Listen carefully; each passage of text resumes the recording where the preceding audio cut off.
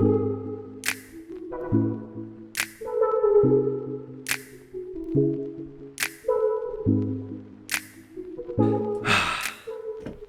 the deal, everybody? Welcome back to the studio. And you ever had one of those work weeks that just seem to just wear you down all week? I had an incredible weekend with my wife.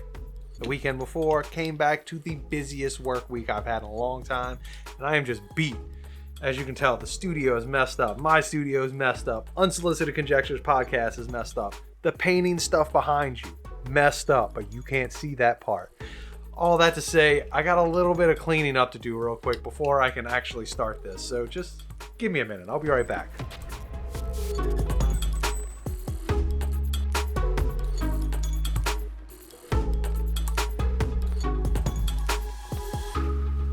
Yeah, y'all know what these are. Tony Skywalker here, reporting for duty. I mean, they own both the franchises. Why not, right? All right, here we go. In the office, got my resistance water, got my Tony Stark glasses that Josh left at my house. I'm sporting them for today. So what I'm gonna do is I'm gonna give you the 10 tips I wish someone would have given me, or the things I wish I knew directly off the start when I got into the real estate photo industry. 10 tips, maybe more, maybe less, probably more. Let's go. Number 1 tip when starting off, time of day. I get this question a lot. What is the best time to shoot? Now, this really depends on your style and how you edit, but if you're shooting like me, traditional MLS photography, you want a time of day where the shadows aren't super long, but the sun isn't super high in the sky. Some people will tell you 12 o'clock noon is perfect, but I tend to think the perfect spot is closer to 10:30, maybe 10 o'clock during the summertime. Once again, it varies on the region you're in, but somewhere around 10:30. You still get a little bit of that early morning light, which is pretty for the exteriors, but your shadows aren't long and ridiculous when you're doing your interior photography. Tip number 1. Tip number 2, wide angle lens. And now when I say wide angle lens, I see a lot of people debating what lens is the best. Once again, this will be personal preference. If you are doing traditional MLS photos, I doubt you are going to need something as extravagant as a tilt shift lens. But as you know, I'm shooting with the Sony now, and I use the 12-24 lens. This is perfect because it's actually a little too wide for real estate. So typically I shoot 14. 14 is a prime number right here. I think it's perfect because it allows you to show a little bit of those third walls, and using the 12-24 like I do, you can do a little zoom in and erase those two side walls, showing all the walls, and just show the two in front for more of an architectural feel without necessarily having to move the camera or anything like that. Whew, parched. Need some resistance water. I need to spill it all over myself. That's how you know it's good. Here we go. Tip number 3. Now, if you saw my last video where I give you a really good breakdown on how you should be doing these MLS photos on site, number 3, vertical lines. Keeping your camera level is the most important thing you can do on site, other than making sure you're in focus. So we'll put those 2 tips as the same one. Even if it takes you more time to check every image individually, it is important to make sure that your camera is level and in focus on site. If you are shooting with a full frame lens and you are not shooting at least f7, you really need to be checking your focus for every picture to make sure the correct areas you want are in focus, especially if you're in those low light rooms or you're doing HDR and for some reason your aperture is way down. Micro Four Thirds cameras, you have to worry about this a little less. You can shoot at f8 and basically set your focal distance once and rock and roll with that the rest of the shoot because there's so much more leeway built in. Tip number 4, camera height. Now, once again, from my last video, if you saw, I talk about it, the camera height that you shoot through most of the property is important. Now, this really matters on what type of property you're shooting and how tall the ceilings are. What you're trying to do is judge a good ratio showing equal proportions of floor to ceiling. So that way you don't look like you're too close to the ground or too high to the ceiling. So if you're shooting an area with low ceilings, put the camera a little bit lower. Really equal to doorknob height is a good way to start. Now, if you have a place with a little bit higher ceilings, like 9-foot ceilings, maybe try right above the doorknob. just a little bit higher. It gives you a more equalized flow of floor to ceiling, and it allows you to shoot at what's called children's height, making the room feel larger to everyone that views it. Now, the only place this is really different is going to be in bathrooms and kitchens. Bathrooms, you want it just high enough to see into the sink a little bit, but not into the sink, because usually the bottoms are kind of grimy. And lastly, in kitchens, you don't want to show underneath the cabinets, especially if there's lighting under there, because it'll do funny things to the pictures. So, kitchens, right above the cabinets. Bathrooms, right above the sink. Everything else, pretty much hip height or equal to doorknob. Hope that helps. Tip 5. Lighting. Turn them all on.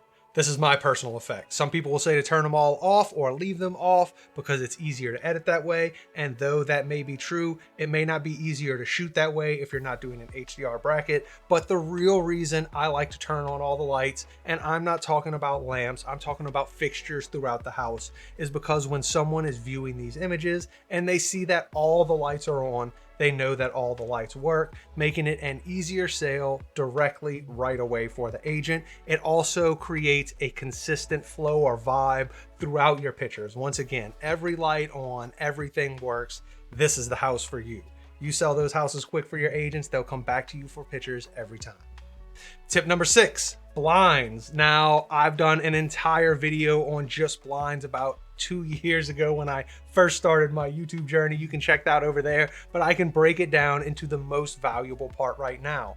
You want, once again, just like lights, you want all the blinds to match cohesively throughout the property. The best thing about this is that when someone views them and they click through, they see they all match, they know they all work. If they click through and half the blinds are up, half the blinds are down, it just doesn't feel as good naturally.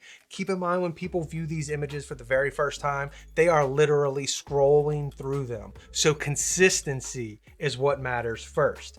After they browse through it the first time, they will go back and slowly look at image, and that's where quality of image really matters. But having that consistent flow of all the lights on and all the blinds adjusted the same way will really help in that consistency, showcasing your product a little better and helping your agents out a little more.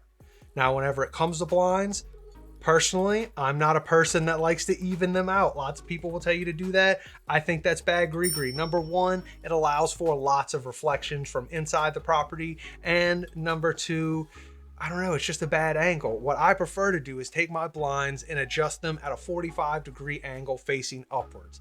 What this does, if you have things like plantation blinds or really nice blinds, it showcases the fact that you actually have wood slats there instead of the little cheap plastic ones.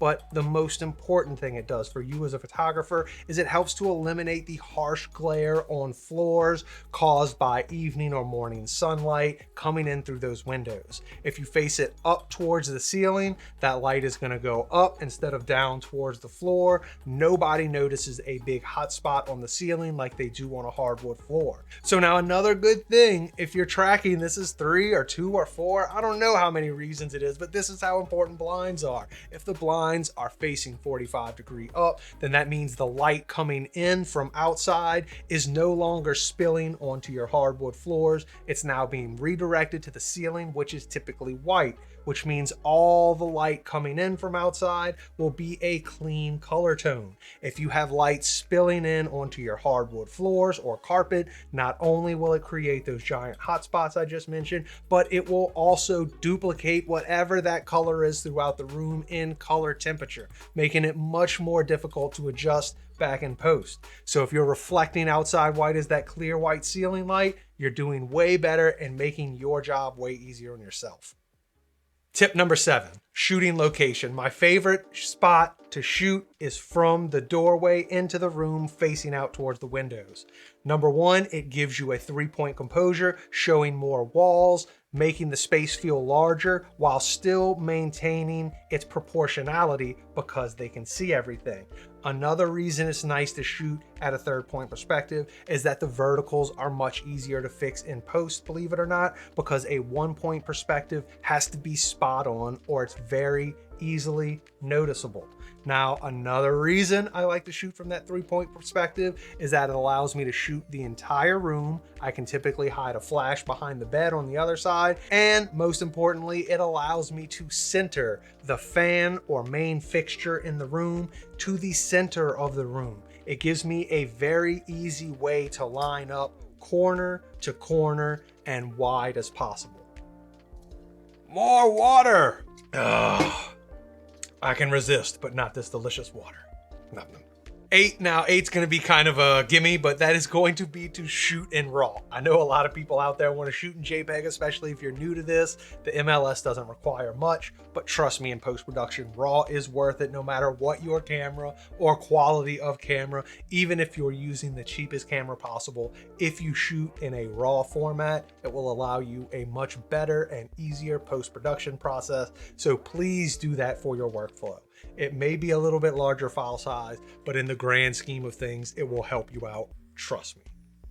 Number 9, turnaround time. Now, this is a question you're going to get all the time, especially in today's market because it is rocket hot. Now, this will depend on your personal services that you deliver. If you have an outsourced editor, guaranteed your timeline will be longer, but my timeline of delivery, I tell agents, is 24 hours for my traditional MLS photos, but realistically, I deliver them all that night, typically by 8 o'clock, because my post-production is so easy. When I get home, I just do it. My plans were for today to show you the post-production from the video or from the house I shot in my last video, but that's going to be my next video. So just make sure to come check that out if you wanted to see how I actually did that, because I got a few questions about it. So like I said, if you're doing the post-production yourself, you will have a much shorter turnaround time. And in today's market, as hot as it is, all an agent cares about is how quickly they get their images, or at least that's how it seems to me. Only the really high-end properties in my area are still going after the high-end images, but that makes sense because it matters there. If you are shooting a house that's $400,000 and below, guaranteed they will prefer cost of images and turnaround time over quality of images 90% of the time. Number 10, this is actually my best tip for you, and that is to be professional from the very beginning. And how you can do that is simply by using Aryeo or some other platform to deliver your images other than Google Drive or Dropbox. Those are the two easiest ways to deliver files, and it shows. It's kind of unprofessional, and it's not what agents are looking for. Agents are looking for a fully delivered platform. I use Aryeo. This is not sponsored. I'm not sponsored. It's just what I personally use because I like the look of the layout. It allows me to buy personalized websites for each page if my agent wanted to do so. It allows me to put pictures, video, both branded, unbranded versions, and 360. It allows me to put literally everything in one safe, deliverable place. It's very, very professional looking. And the most important part for a creator like you is that you can set it up where agents have to pay before they can download the images. They can see everything that you shot, but they all have huge watermarks on them and they're not allowed to use them until they pay you. This is very important. It will save you the headache of tracking down payments. Now, I do actually still have one client that pays by check, and it is a nightmare. I'm literally waiting 2 to 4 weeks every time I do a job for them, just because that's how long it takes their accounting department to issue this check. So if I can give you one really, really big tip, invest in a delivery system like Aryeo or any of the other ones out there. There are literally 20 of them out there. I'll put a link code down below for Aryeo, so that way if you decide to use them, you'll get some free credits, I'll get some free credits. It'll be cool. We'll all get a little bit of free stuff. If not, you can see just exactly what their tours are like. My last video where I showed myself actually going through the house, and below I put a link in that shows an actual Aryeo tour. So that's an example. I just think it's a really professional platform. It looks better than you. And once again, the most important part is that you get paid before they use their images. Never tracking down payments anymore, and I'll never do it again. That's it. That's the whole video. That's all I got time for, really. I hope these 10 tips were useful for you. Press like, mash subscribe, all that jazz. As always, keep rocking and rolling. Enjoy what you're doing. Make smart business decisions. Factor in some of this stuff I just told you. I mean, these are some pretty useful tips. Some of them were, granted, but some of them were really useful, right? I'll catch you next time.